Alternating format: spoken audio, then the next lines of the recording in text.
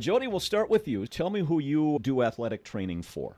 I cover all athletics for Hamlin, Castlewood, and Clark Willow Lake. So how do you cover 3 teams, 3 towns, school districts, and all those different teams? You must be running back and forth a lot. Mainly either Sunday night or Monday morning, just figuring out which school I need to go to what days, and then letting the coaches and athletic director know.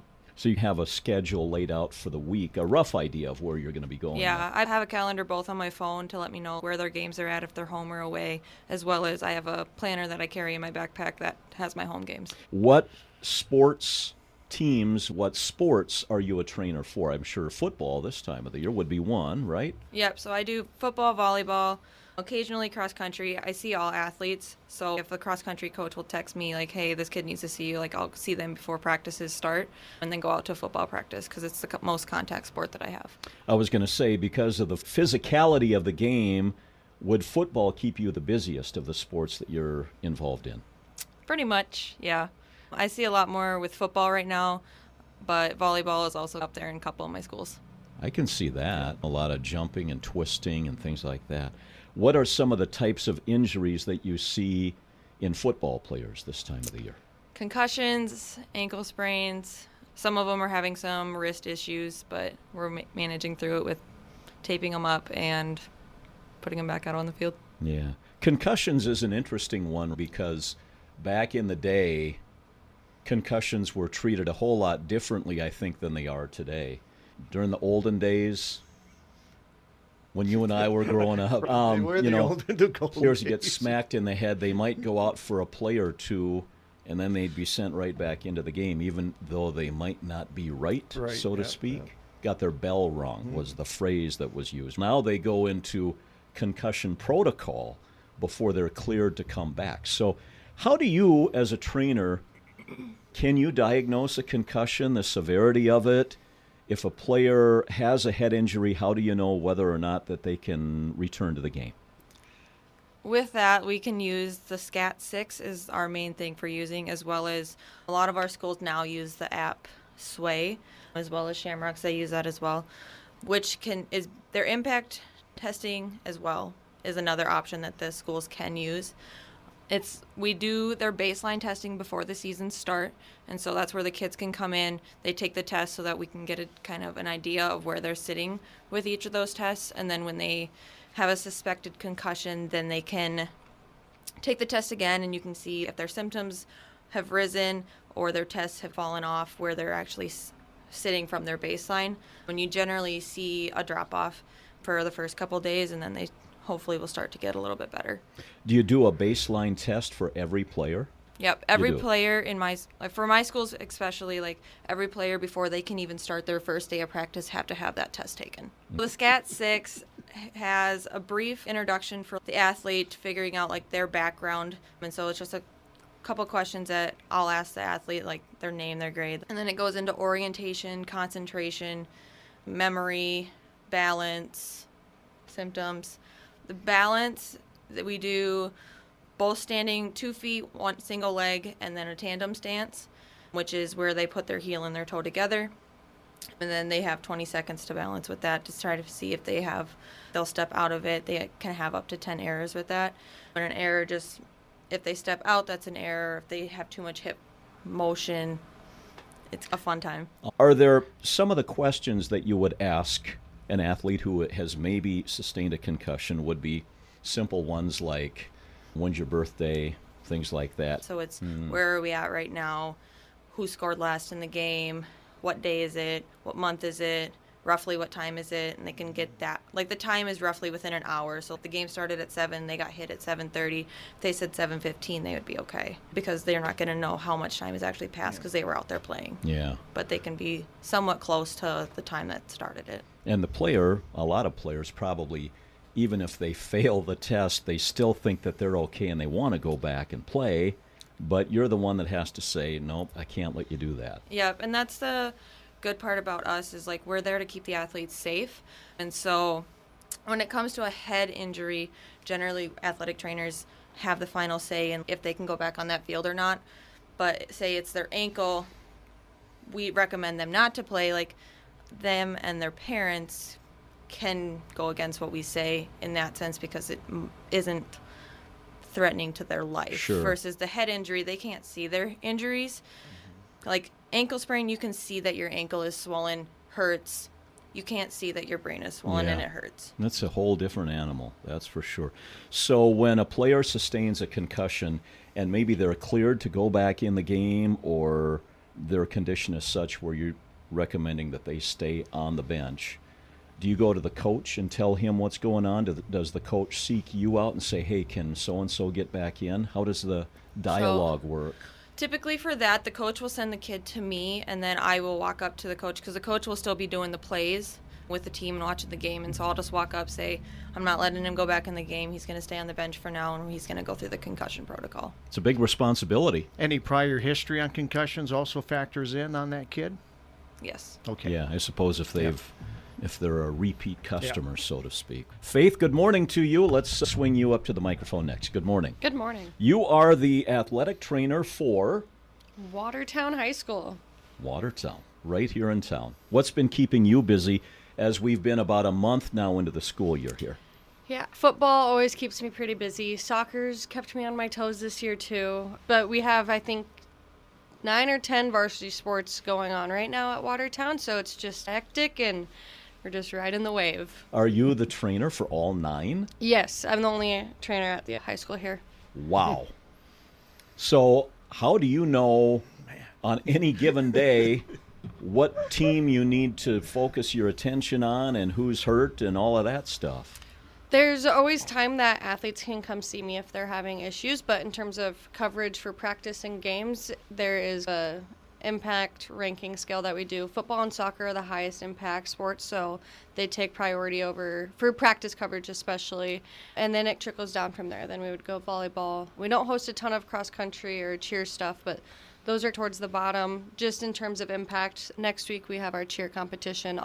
That will get my undivided attention since they're throwing each other in the air, and the other sports will be pushed off for the day, but athletes can come see me whenever they're able to. Wow. 9 sports, and once we get done with the fall athletic season, do you transition into different teams and different sports then? Yep, I'll have both our basketball teams, wrestling, and gymnastics. Wrestling was where I can see injuries because their bodies are getting contorted and twisted in all kinds of ways that they're not supposed to necessarily. We talked to Jody a lot about concussions. Any additional thoughts on that? And I'm sure you see them with the Aero football team and maybe soccer too. Yeah, my soccer team has been plagued with concussions this year, unfortunately. But I think the biggest thing about concussions is, like Jody said, it's an invisible injury. So a lot of people like to push them off to the side and say, oh, it's just a headache. But it's probably one of the more serious injuries you can have in a sport. As athletic trainers, we play it on the safe side with those because you can replace your knee when you're older, you can replace your shoulder, but you can't replace your brain. So you get one of them and we got to take care of it. Yeah. Do you use the same protocol to diagnose a concussion that Jody talked about? Is that kind of standard in your field of work? Yep. I use the SCAT6 or Sway, which is the new app that the Shamrocks introduced last year, Sam did. And between those and then just our training, we have to trust our training with what we have. Sometimes you'll get a weird test, but the athlete seems like they're doing all right, so you maybe want to retest again, or you just want to hold them out for a day or two to see if anything improves. So it's a lot of just trusting what we learned in school and knowing that we're pretty good at what we do. What are concussion symptoms that are standard? And I've heard like sensitivity to light and sound, for an example. Headache is the big one that people always ask. Dizziness, nauseousness, sensitivity to light and sound are big ones. One of the symptoms that's on all of our forms that every athlete hates when we ask, but is you just don't feel right. But it's so true. When you have a concussion, you just don't feel right, and they understand it if they've had one before. But that's a big one, even though it's so vague. I wonder if athletes, because they want to compete and they want to participate, sometimes masks, you're nodding your head, you know where I'm going with this question, don't you? Yep. And our goal is never to keep athletes out of the game. That's right. We hate doing that, but definitely athletes will maybe try to lie a little bit on their symptoms, which we get. We were all athletes, but that's why we have different tests. The Sway, if a kid says I have 0 symptoms, but I Sway test them and their scores are awful, I can pretty much call them out for lying, because your body, your balance, your brain is going to function a lot. How you're actually feeling, you can say whatever symptoms you have, but it might not be true or not. When you diagnose an athlete with a concussion, and there's no debate, it's a clear diagnosis, talk about the process of, and every case is probably different, how long it takes to clear the athlete to return to competition again, and what kind of information you use to base that decision on. Yeah, every concussion's a little different, but it all starts with managing symptoms. So after you diagnose that and get them in the concussion protocol, you want to get their symptoms down. So I think there's 122. That's the highest you can score on the symptom. You want to get that as low as you can or as close to baseline as possible. Once they get that symptom score down, then you can start them on the return to play, which goes, one day is 15 minutes of exercise, next day is 45 minutes of exercise, next day is 60 minutes of no contact in practice, and then the last day is a full contact practice. You can only progress to the next phase of each of those if you're symptom-free during it. So using that, we're pretty much able to say, okay, you did the 15 minutes of exercise, but you got symptoms, we're going to hold you there.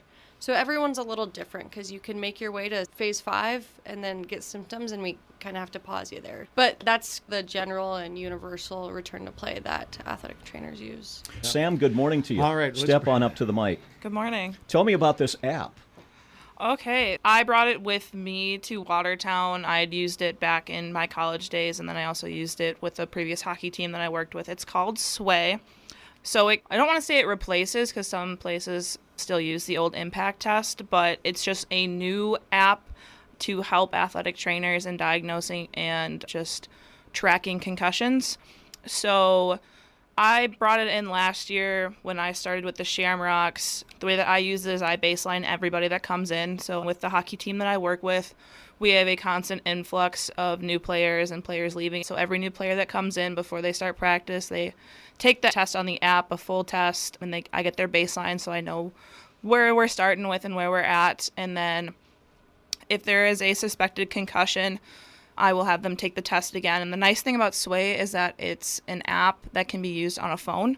So the way that I do it is I have like my master login on my computer and my phone, but then I also have set codes for different tests that I want them to take. So like I have a different code for a baseline test and a different code for a suspected concussion test. So I can just have the athlete download the app, and I will tell them the code, and they'll enter the code, and then it will automatically have them take the test that I want them to take. And then so that could be the full concussion test, or that could just be just a symptom score for the day. So if I have a kid that I already had take the test, I diagnosed them with a concussion, I monitor symptoms every day. So every day they'll enter a code and they'll just take the symptom questionnaire just so I can monitor their symptoms every day and know, are we getting better? Are we getting worse? It's really nice because, like I said, it's on the phone. It's on the athlete's phone. They just have to download the app, enter the code. They can do it from home. They can do it with me. I can look at their scores and like their trend lines on my phone. I can pull it up really quickly and be like, okay, you were here on your baseline and you just retook the test after a suspected concussion and you've gone down 20% from your baseline score in this category. That's not great. Here's the evidence. A lot of kids, they want to be like, oh no, I'm fine. And then you can just actually show them on a trend line graph, like, here's where your baseline was and you dropped 20%. You're not as fine as you think you are. Your brain's not quite fine. So well, it's technology. Wow. Yeah, it's really nice because it's a lot quicker than the original impact test that a lot of people have been using for years. Nothing against the impact test. It just, if you've taken it, you know that it takes a while. Not a lot of people like taking the impact test, so this is just a new way of using the SCAT-6. It's all based off of the SCAT-6 yet. It's just a new and improved way of doing that's easier and more convenient to use. So can you use this app to conduct a test during the course of a game? Yes. Is that the idea? Yep. And how quick can you get that information back and determine whether or not that trend line is looking okay or not? So if you want them to take a full exam, usually that's going to run them about 20 to 30 minutes, but there also is different ways you can use it. They do have an on-field or sideline assessment that's a lot quicker, that doesn't take them through 3 different tests of the same thing. For me personally, if I suspect a concussion, like, I'm not doing just a quick sideline eval on the Sway app. I'm doing my quick sideline eval, and if I think, hey, you might have concussion, I will go through and do more testing during intermission, but I'm not going to try and do it right then during the period because I still have play going on. Sure. You just tell the coach that you're pulling him for the period. Yeah. Okay. Yep, my coaches are really good about that. I'm like, hey, I suspect this player has a concussion. Like, I'm going to pull them for precautionary measures for now. So when you do this Sway test and you can show the player the results and the baseline is dropped 20%, for example, is that from the athlete's perspective, is that seeing is believing and it's okay, or is there like some pushback like, no, I feel fine, I don't care what that baseline or that line says, I'm good to go? Because I know how hockey players are. Yeah, I still get pushback, and that's just where I put my foot down, and I'm like, the coach will base the decision off of what I tell him. So if I tell him that you're not able to play, then you're not going to play. I at least have that relationship with my coaches, which is very nice. What I say goes. I cannot say that everyone else has that same thing. But yeah, even if the player doesn't believe it, if that's my decision, then my decision is stuck to. Like, they don't just get to decide, oh, I want to go in because I feel okay. If I say you're not okay, you're not okay, you're not going in. Bottom line is, for athletes, you folks have the safety and the best interest of the athlete in mind, right? And correct. As fans, we're like, why can't this player get healed up? We need them on the field. We need them on the court. For selfish reasons, we want the best players on our team out there, Randy. Yeah. But it's not always wise. All right. Mm-hmm. We want to thank you all for coming in. Any last comments from any of you that you want to mention while we have you here this morning? Go ahead, Faith. If you have any questions about our athletic training services or our sports medicine, you can call 605-882-7000. All right, awesome. Thanks for all of you coming in, and thanks for all you do, too. You did a great job this morning. We appreciate it very much.